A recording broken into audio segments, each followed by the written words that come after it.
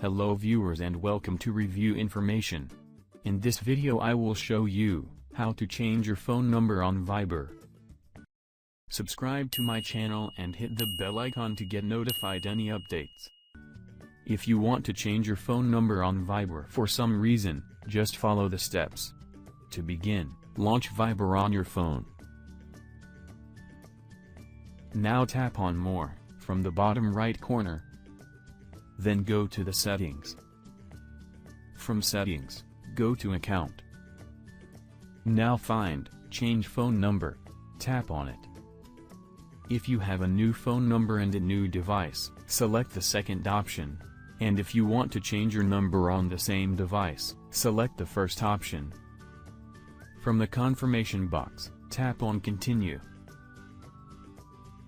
Now enter your new phone number. Then tap on Continue. From the confirmation box, tap on Yes. A verification code has been sent to your mobile number. Enter the code here. That's it. Your phone number is changed successfully.